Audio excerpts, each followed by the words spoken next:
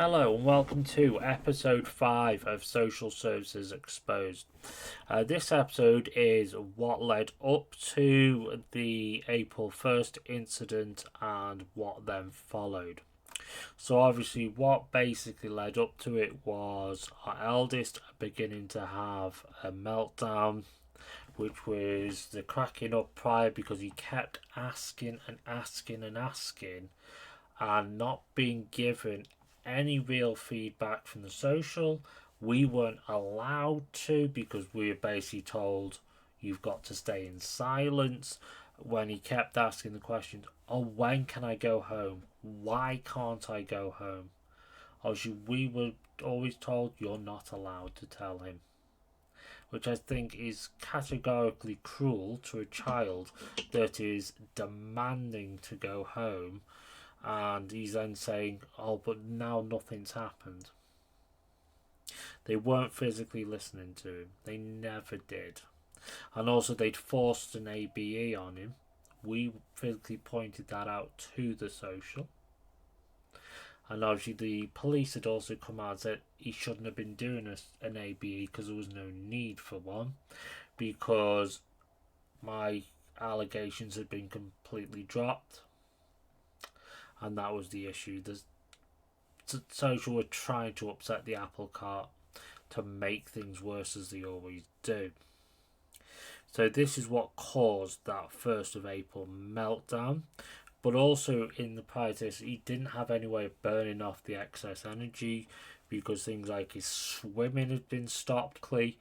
That evil woman, because obviously she believed we were stalking her at every point, because obviously she believed we were going to follow her into the swimming bath just to see our eldest son, and obviously we never were. But at the same point, we were then owed hundreds of pounds from the social because we were paying for swimming lessons, and we asked, can you make sure he goes? Because this is a vital activity for him, because he loves this swimming. And it's always something he's wanted to progress with, and all we were doing was ringing up on the telephones to see how far he was off his next badge, because in contact we could then celebrate that with him and go, fantastic, congratulations, you've got to your next stage.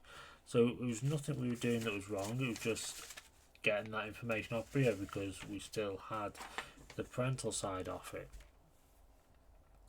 But then obviously afterwards, this led to contact being cancelled for some time. It was up to a month to 6 weeks we didn't see the kids for, which that did harm the kids because they were very, very upset.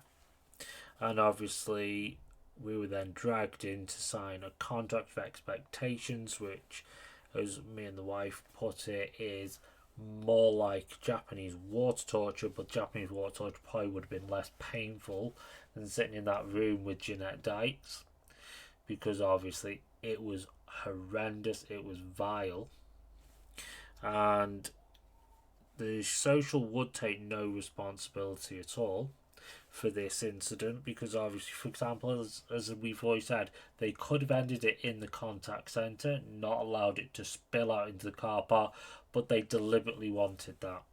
They clearly did, because that was their agenda.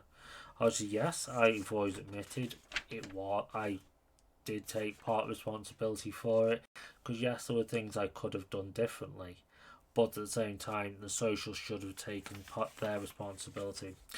But when you look at the contract itself, we then had to leave first, which I can understand that one. But then we then had to park off site. We then had to agree to full 100% silence in front of the children. So you can suddenly see where this is demanding what we can and can't do starts to come in. So when the kids want a question answering, it's all of a sudden nothing can be said, but we've got to kind of push them in front of the social, but then again they still don't answer those questions. So you kind of damned if you do, damned if you don't still. And this wasn't the first and would never be the last contract of expectations, because they always wanted to put more rules in, more regulations to make it tighter and more claustrophobic for the two kids, because obviously they take off technology, they take everything off them, and it basically make them not want to turn up to contact. That was their aim. Make them not want to see me and my wife. That's how awful it was getting. They never thought of it either way, because obviously you think they even put it down to the fact, oh, it has to be fully healthy snacks, when my youngest doesn't eat anything healthy, because we were starting to do that before they were kidnapped, trying to get onto that. And then you had the other issue, oh well, he can't be eating barbecue sauce because that's bad for him. Oh, but if he's dipping carrots into barbecue sauce, well, I'm sorry, that's better than not eating the carrots. But they had a go for that one. Whereas the eldest has never had an issue with food, he kind of eats anything. So he's better with food, so that was not really an issue. But it's kind of like we were slapped in the face with it all at that stage, and we then had to kind of get round it. And your mind boggles at these stages, because your children are wanting to get more involved with you, more involved with the court system, especially when you've got a child. Yes, he's got autism, but at times he acts older than he actually is, at times he acts younger than he is. So that's where we were up to this point.